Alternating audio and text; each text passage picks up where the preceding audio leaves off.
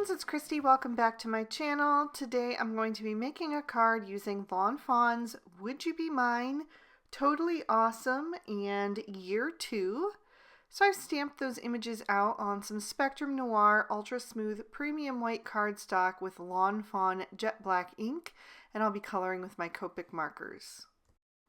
So this is my 6th time using these beavers. I absolutely love them, and I have colored them in a wide range of brown tones from dark to light, but today I decided to go with these dusty browns. So I'm using E42, E43, and E44, laying in some shadows with that E44, and then blending it out with the E43. Pretty much sticking close to the outside edges though, so that I have a lot of room for this lightest shade, the E42, which is going to add a nice highlight in the center of the body, and I'm also going to add a little bit on the belly as well. And then I am going to go back in with a second layer of the E43 and the E42 just to smooth out that blend a little bit more. And then I'm going to move over to my second beaver, and I'm going to color this one the same, just changing my shadows up a bit since this one is sitting up and facing a little bit toward the right hand side. I'm going to do the shadows pretty much equal on both sides. He's mostly facing forward, just a little bit toward the right. And then blending out with the same shades, just starting with the E44, blending out with the E43, and then using the E42 for the lightest in the center of the face and on the belly. And I am carefully coloring around the nose and the teeth, although I'm going to color the nose with a darker color, so you can just color right over it if you want to. And then doing that second layer of those lightest two shades, the mid-tone and the highlight. So I did want to use these shades one other place in this scene. It is kind of the area between the plates on the turtle's shell. So I'm just putting that E44 on each of the points and then blending toward the center with the mid-tone and then a little bit of highlight right at the very center where the sun would hit it the most. And then I'll use E44, E47, and E49 for the beaver's noses and their tails. So I really love that waffle-like texture that is drawn on the tails, so I'm just emphasizing that by taking my darkest shade, the E49, and doing either an L shape or a backward L shape, depending which direction they're facing in each of those squares, and then blending that out with the E47, and making sure that there's plenty of room for that E44 to fill in the rest of those areas so they don't get too dark. So I'm just going to color right over the whole thing with that E44, and then you can kind of see that texture come to life. I'm also going to fill in the nose with the E44, so I did skip the E47 on that. And then I'm going to move on to the rest of the plates on the turtle shell, and I wanted to change up my browns a bit. So I'm going with more of like an orangey brown using the E30s, E35, E37, and E39.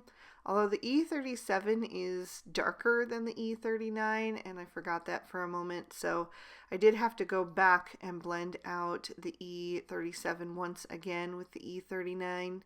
And then I'm going to fill in the rest of that space with the E35.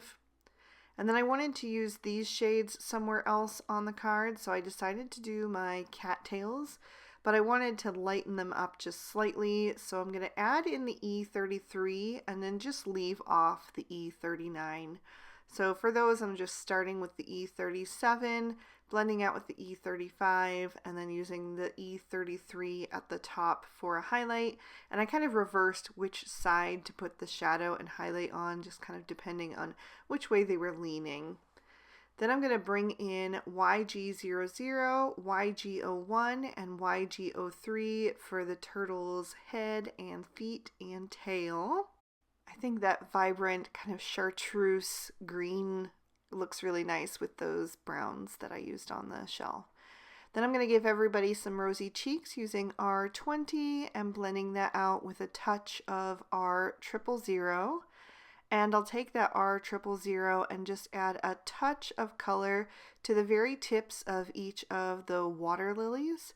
And I'm going to add more to those later on, so I'm just adding just a little bit of color to those right at the tips, like I said.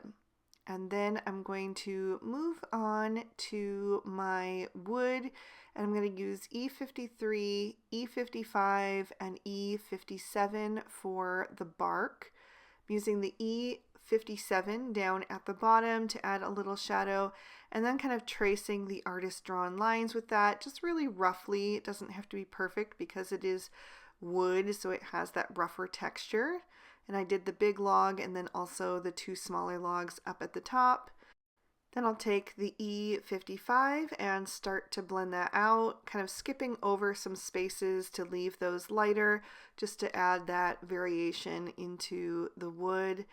And I will fill those in with the E53, just a few quick sweeps of the marker for that. I am also going to use the E53 for the darkest shade on the cut end of all of that wood or the logs, and then I'm going to blend that out with the E50 and E51. And then I did want to just let that dry for a couple of seconds, and then I'm going to go back in with the E55 and add a few little rings and kind of texture lines into that cut end and just trace the swirl in the larger one. And then I'm moving down to my lily pads, and I started out with G28 combined with G07 and G09. But I'm going to end up changing this up because the G09 ended up being a little bit lighter and a little bit more blue toned than what I thought it was going to look like. Actually, the G07 was a bit darker and more of what I wanted to blend with that G28. So I took out the G09 and added in the G05 to blend out the G07. So that one is just a Copic Chow marker because it's one of the originals that I own. That's why it has a different cap, but that is the G05.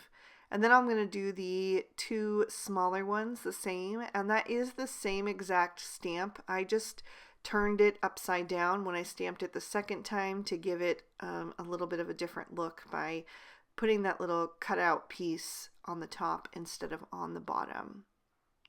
For the rest of the grasses, I wanted to change up my green combo and do something more in between that and the turtle.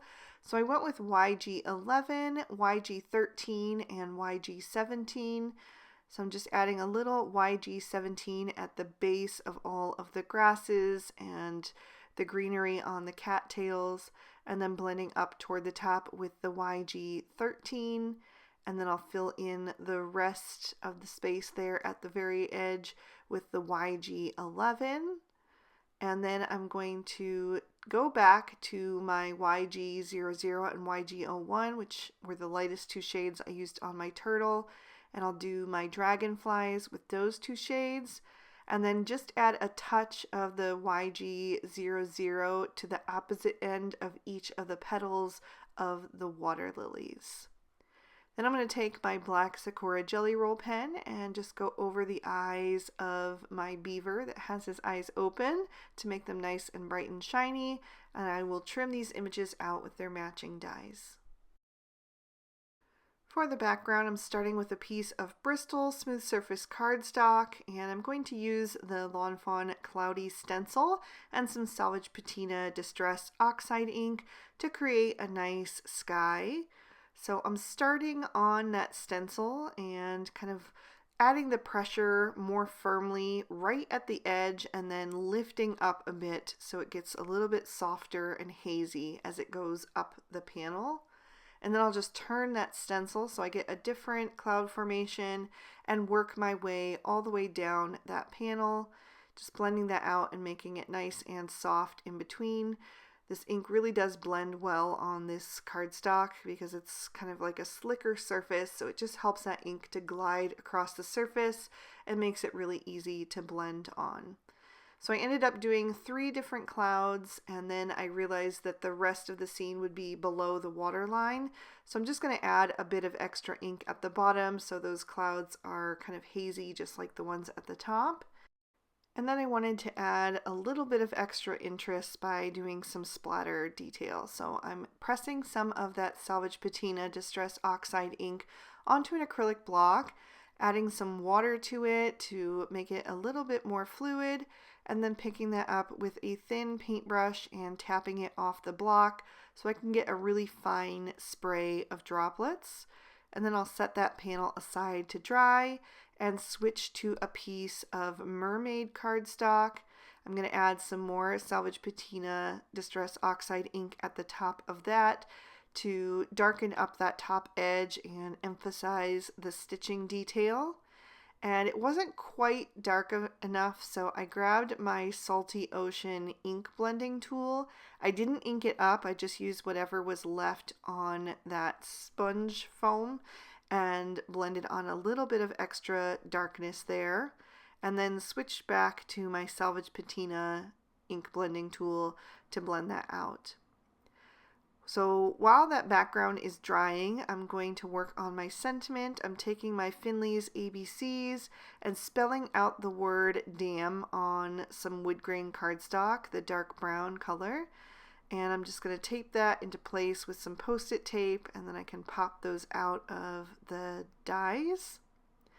And then I wanted to show you that I did die cut the top of that using the Stitched Simple wavy borders, and then I also used the Ocean Wave accents to die cut a few extra waves, and then trimmed both panels down with the outside in stitch rectangle stackables. So I'm going to glue the ocean, or the pond I guess in this scene, to the background, just being very careful where I place that glue because I did want to insert some of my images into these waves, and I'm going to do that right away to make sure that they don't accidentally get glued shut. So I'm just using the glue tube and adding a little bit of adhesive to the back of my beaver. I wanted it to look like it was swimming, so I just tucked it in at a little bit of an angle. Then I'm going to take the large log and tuck that up behind the water so it can look like it's floating on the surface. And then I can bring in the rest of my images as well. So I'm going to take the second beaver and add that so it's sitting on top of the log. And I'm going to make sure to shift it a little bit over toward the left-hand side because the right corner is where I'm going to end up placing my sentiment later on. Then I'm just going to start scene building and adding little images here and there. I usually like to start with my largest images first and then work my way to the smaller ones. So I used the largest lily pad and added the turtle so it's sitting on top. And then I'm going to take one of these logs and add it to the beaver's mouth so it looks like it's carrying this along to add to their dam. And then the other log I wanted to kind of be floating in the water as well, so I wanted to tuck it into another one of those waves. So I'm just making sure that it is going to fit, and then I will pull that out and add some liquid glue to that and tuck it back in. And I'm just kind of pushing up from the back of the panel to bend that cardstock forward to open up those little slots a bit better.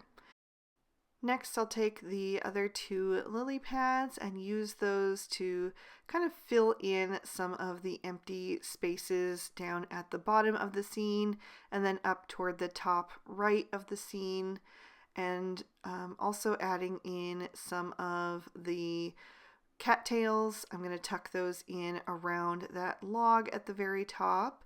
So maybe there's like a shore on the other side of the log that we can't see from this angle. So I just wanted there to be some extra little grasses and things growing up over there. So I'm being careful what I put in that right hand side though, because I need to save room for my sentiment. I'm going to take the larger water lily and tuck it back behind the turtle. And then I'll take the 2 smaller water lilies and add those near the other small lily pads. I like to try to group my images together and create little clusters to help fill in any empty spaces. So now I'm going to work on my sentiment before I go any further, because I want to make sure that I leave room for that, and it is a tight squeeze. So I've placed my letters where I want them to go, and now I'm just gluing them into place, spelling out the word damn and working my way backwards so that I make sure that they are not going to like run off the edge of the card. And there was just enough room there. And then I can kind of see from there where I'm going to have a little bit of extra room. So I can take another one of these cattails and tuck it low. So it just overlaps a tiny bit of the letter D, kind of incorporates that sentiment a little bit more into the scene. And then I just took those 2 grasses and I tucked one over on the far right. And then the other one I'm going to tuck below the water line in front of the log. And then I wanted to go ahead and stamp the rest of my sentiment. So I popped this card front into my MISTI, and I'm stamping using VersaFine Onyx Black ink because I'm working on those Distress Oxides. And I'm using the sentiment that says, "Have a happy day." And that is actually from the Pool Party stamp set. Then I'm taking some Narwhal ink and I'm going back to my Totally Awesome stamp set, and I'm taking that little dragonfly trail and stamping out one in the sky and then one kind of coming across the pond. So I put one on the right and one on the left.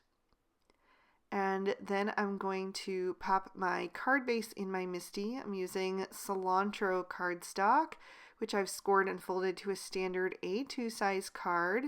So it's 4 1/4 wide by 5 1/2 tall.